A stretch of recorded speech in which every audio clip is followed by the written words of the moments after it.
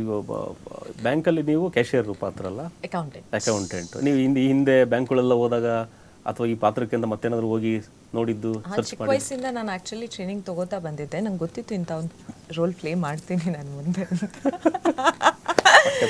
So ಟೈಮ್ಗೆ ನಾನು ಬ್ಯಾಂಕಿಗೆ ಹೋಗಿ ಹೋಗ್ತಾ ಇರ್ತಾರೆ ಸರ್. ಇಷ್ಟು ಸಿನಿಮಾ ಮಾಡಿದ್ರೆ ಅಲ್ವಾ ಸರ್, ಅವಾಗ ಹೋಗ್ತಾ ಇರ್ಬೇಕು ಅಕೌಂಟೆಂಟ್ ಹತ್ರ, ಅವಾಗ ಕರೆಕ್ಷನ್ಸ್ ಮಾಡ್ತಾ ಇರ್ಬೇಕು. ಅವರು ಅವರೇನೋ ಒಂದೇ ತೆಗಿಯೋದು ಹಾಕೋದು ತೆಗಿಯೋದು ಹಾಕೋದೆಲ್ಲ ಇರುತ್ತೆ.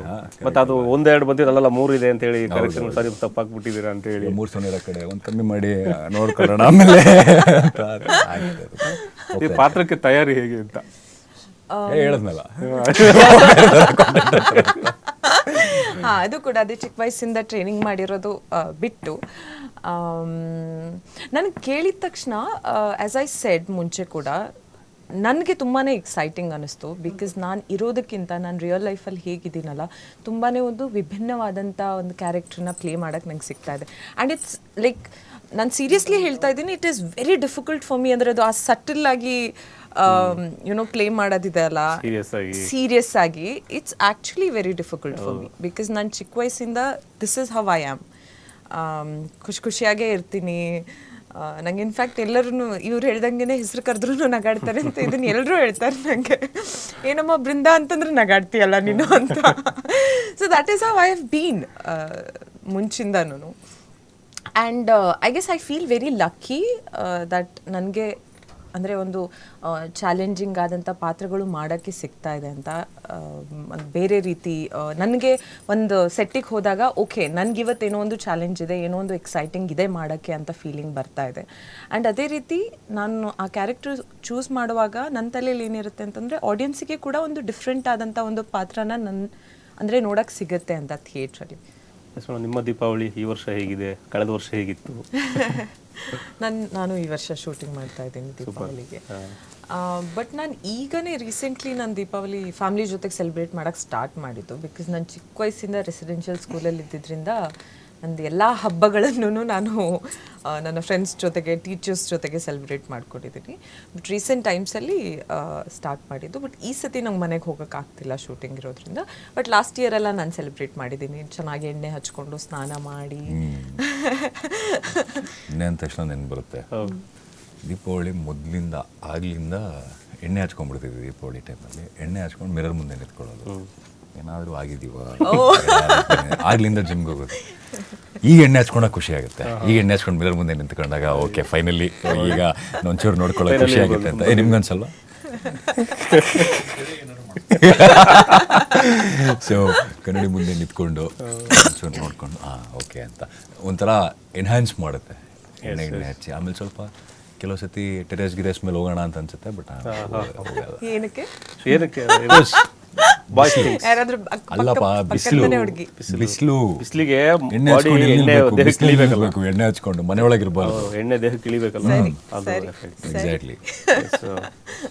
ಈಗ ಒಂದು ಈ ಥರ ಕಥೆಗಳು ಬಂದಾಗ, ಫಾರ್ ಎಕ್ಸಾಂಪಲ್ ಇದೊಂಥರ ಈ ಥರದ ಯಾವುದು ಈ ಥರದ ನಮ್ಮ ಭಾಗ್ಯಲಕ್ಷ್ಮಿ ಥರ ಕಥೆಯಲ್ಲಿ ಅವರಿದ್ದಾರೆ. ಈ ಥರ ಬ್ಯಾಕ್ ಆಫ್ ಭಾಗ್ಯಲಕ್ಷ್ಮಿ ಅಂತ ಕತೆ ಬಂದಾಗ ನಮ್ಗೆ ಬಂದಿರುವಂಥ ಗ್ಲಿಮ್ಸ್ಗಳು, ಸಣ್ಣ ಪುಟ್ಟ ಟೀಸರ್ಗಳಲ್ಲಿ ಇದು ಒಂದು ಕಾಮಿಡಿ ಜೊತೆಗೆ ಒಂದು ಒಳ್ಳೆ ಮೆಸೇಜ್ ಕೊಡುವಂಥ ಸಿನಿಮಾ ಅಂತ ಇಡೀ ಗೊತ್ತಾಗಿರೋದು. ಬಟ್ ಕಾಮಿಡಿ ಎಷ್ಟಿರುತ್ತೆ ಅನ್ನೋದು ಈಗ ನಾವಾಗಲೇ ಹೇಳಿದ್ರೆ, ನಾವು ಏನೋ ಸಂದೇಶ ಕೊಡೋಕೆ ಹೊರಟಿದ್ದೀವಿ ಅಥವಾ ಏನೋ ದೊಡ್ಡದಾಗಿ ಮಾಡೋಕೆ ಹೊರಟಿದ್ದೀವಿ ಅನ್ನೋದು ಬದಲು 2-2.5 ಗಂಟೆ ಕೂತ್ಕೊಳ್ಳೋಂಥ ಪ್ರೇಕ್ಷಕನಿಗೆ, ಗುರು ನಾನು ಬೆಳಗ್ಗೆಯಿಂದ ಬಂದು ಸಿನಿಮಾ ನೋಡಿ 2.5 ಗಂಟೆ ಕಳೆದಿದ್ದಕ್ಕೂ ಕೂಡ ಇವತ್ತು ಡೇ ಸಕ್ಸಸ್ಫುಲ್ ಆಯಿತು ಅನ್ನೋ ಫೀಲಿಂಗ್ ಕೊಡುವಂಥ ಅಂಶಗಳೇನೇನಿದೆ ಅಂತ ಸಾಕಷ್ಟಿವೆ. ಈಗ ಒಂದು ಎಕ್ಸಾಂಪಲ್ ಹೇಳ್ಬೇಕಂತಂದರೆ ಇಂಟ್ರೆಸ್ಟಿಂಗ್ ಫ್ಯಾಕ್ಟರ್ ಒಂದು ಹ್ಯೂಮರ್ ಎಷ್ಟರ ಮಟ್ಟಿಗೆ ವರ್ಕ್ ಆಗುತ್ತೆ, ಅದು ನಿಮ್ಮ ಕಾಮಿಡಿ ಸೆನ್ಸ್ ಎಷ್ಟಿದೆ ಅನ್ನೋದ್ರ ಮೇಲೆ ಹೋಗುತ್ತೆ. ಮತ್ತು ಒನ್ಸ್ ಅಗೇನ್ ಯಾವ ಹ್ಯೂಮರ್ ಎಷ್ಟು ಅರ್ಥ ಆಗುತ್ತೆ ಆಡಿಯನ್ಸ್ಗೆ ಅಂತ. ಆ್ಯಂಡ್ ಹ್ಯೂಮರ್ ಜೊತೆಯಲ್ಲೇ ಈಗ ಬ್ಯಾಂಕ್ ಆಗಿರೋದ್ರಿಂದ ಬ್ಯಾಂಕ್ದೇ ಒಂದು ಎಕ್ಸಾಂಪಲ್ ತೊಗೊಳಾಗಿದ್ರೆ, ನಾವು ದಿನನಿತ್ಯ ಬ್ಯಾಂಕಿಗೆ ಹೋಗ್ತೀವಿ ಹೌದಾ. ಇಷ್ಟು ವರ್ಷಗಳಕ್ಕೆಲ್ಲ ನೀವು ಯಾವುದೋ ಒಂದು ಅಕೌಂಟಲ್ಲಿ ಒಂದು 20 ವರ್ಷದಿಂದ ಅಕೌಂಟ್ ಇಟ್ಟಿರ್ತೀರಾ, ಒಂದು 10 ವರ್ಷದಿಂದ ಅಕೌಂಟ್ ಇಟ್ಟಿರ್ತೀರಾ. ಆ ಬ್ಯಾಂಕ್ಗೆ ಅವಾಗವಾಗ ಹೋಗಿ ಬರ್ತಾ ಇರ್ತೀರಾ. ಆ್ಯಂಡ್ ನೀವು ಅನ್ಕೊತೀರಾ ನಿಮ್ಗೆ ಆ ಬ್ಯಾಂಕಲ್ಲಿ ಇರೋರು ಎಲ್ಲರೂ ಗೊತ್ತು, ಆ ಬ್ಯಾಂಕ್ ನನಗೆ ಚೆನ್ನಾಗಿ ಗೊತ್ತು, ಈ ಮೂಲೆಯಲ್ಲಿ ಇಲ್ಲಿದೆ, ನಾನು ಇಷ್ಟು ವರ್ಷದಿಂದ ನೋಡ್ತಿದ್ದೀನಿ ಬ್ಯಾಂಕು ಅಂತ ಅನಿಸುತ್ತೆ.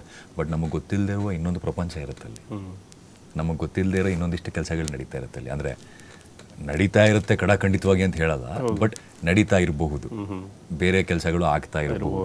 ಅಂದರೆ ನಾವು ದಿನನಿತ್ಯ ಓಡಾಡ್ತಿರೋ ಜಾಗ ನಮಗೆ ಗೊತ್ತಿದೆ ಅನ್ನುವ ಜಾಗನೇ ಕೆಲವು ಸತಿ ನಮಗೆ ಗೊತ್ತಿಲ್ಲದಿರೋದು ಏನೇನೋ ನಡೀತಾ ಇರುತ್ತೆ ಅದರಲ್ಲಿ. ಸೊ ಬ್ಯಾಂಕ್ ಆಫ್ ಭಾಗ್ಯಲಕ್ಷ್ಮಿ ಎಲ್ಲೋ ಒಂದು ಕಡೆ ಆ ಬ್ಯಾಂಕಲ್ಲಿ ಏನೇನೇನು ನಡೀತಾ ಇದೆ ಅಂತ ತುಂಬ ಇಂಟ್ರೆಸ್ಟಿಂಗಾಗಿ ತೋರಿಸ್ತಾ ಹೋಗ್ತೀವಿ. ಆ್ಯಂಡ್ ಬ್ಯಾಂಕ್ ಅನ್ನೋದು ಎಲ್ಲರ ಜೀವನದಲ್ಲಿ ತುಂಬ ಇರೋವಂಥದ್ದು. ಅಂದರೆ ಎಲ್ಲರೂ ಏನಂತೀರ, ಆ ಸರ್ವಿಸ್ನಾಗಲಿ ಅಥವಾ ಆ ಬ್ಯಾಂಕ್ ಅನ್ನೋ ಇದೆಯಲ್ಲ, ಎಲ್ಲರೂ ಬೇಗ ಕನೆಕ್ಟ್ ಆಗ್ತಾರೆ. ಅಂದರೆ ಕ್ಯಾರೆಕ್ಟರ್ಸ್ಗಳಾಗಿರ್ಬೋದು ಅಥವಾ ನ್ಯೂಯಾನ್ಸಸ್ಗಳಾಗಿರ್ಬೋದು, ಸಣ್ಣ ಪುಟ್ಟ ನ್ಯೂಯಾನ್ಸಸ್ಗಳಾಗಿರ್ಬೋದು, ಇದಕ್ಕೆಲ್ಲ ತುಂಬ ಚೆನ್ನಾಗಿ ಕನೆಕ್ಟ್ ಆಗ್ತಾರೆ. ಯಾವತ್ತಾದರೂ ಬ್ಯಾಂಕಲ್ಲಿ ಹೋಗಿ ನಿಮ್ಗೆ ಕರೆಕ್ಟಾಗಿ ರೆಸ್ಪಾನ್ಸ್ ಮಾಡಿದೆ ಅಲ್ಲಿರೋಂಥ ಯಾರೋ ಕ್ಯಾಶಿಯರು ಅಕೌಂಟೆಂಟ್ ಯಾರೋ ಜಗಳ ಆಗಿದ್ದು ಎಕ್ಸ್ಪೀರಿಯನ್ಸ್ ಇದೆಯಾ? ಯಾಕ್ರಿ ಮಾಡಿ ನಿಮ್ಗಾಗಿಲ್ವಾ? ಭಯಂಕರ ಆಗಿದೆ. ಅದಾಗದೇ ಇರುವ ವ್ಯಕ್ತಿನೇ ಇಲ್ಲ ನನ್ನ ಪ್ರಕಾರ. ನನ್ನ ಪ್ರಕಾರ ನಿಮ್ಗಾಗಿಲ್ವಾ? ಹೋದಾಗನೇ ಕ್ಲೋಸ್ ಆಗಿದ್ದು ಅದೆಲ್ಲ ಇದೆ, ಕೌಂಟರ್ ಕ್ಲೋಸ್ ಆಗಿರೋದು. ಅವಾಗ ಹೆಂಗ್ ಇರಿಟೇಟ್ ಆಗುತ್ತಲ್ಲ, ಸೋ ಇರಿಟೇಟಿಂಗ್. ವ್ಯಕ್ತಿನೇ ಇಲ್ಲ, ಆ ಥರ ಆಗದಿರೋ ವ್ಯಕ್ತಿನೇ ಎಲ್ರಿಗೂ ಆಗಿರುತ್ತೆ. ಹಾಗಂತ ನಾನು ಬ್ಯಾಂಕ್ ಅವ್ರ ಮೇಲೆ ಏನು ಕಂಪ್ಲೇಂಟ್ ಮಾಡ್ತಾ ಇಲ್ಲ.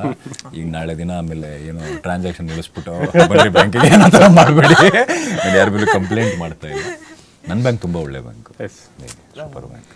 ಯಾವುದು ನಿಮ್ಮ ಪರ್ಸನಲ್ ಅಕೌಂಟ್ ಬ್ಯಾಂಕ್ ಅಥವಾ ಬ್ಯಾಂಕ್ ಆಫ್ ಭಾಗ್ಯಲಕ್ಷ್ಮಿ? ಎರಡು. ಓಕೆ.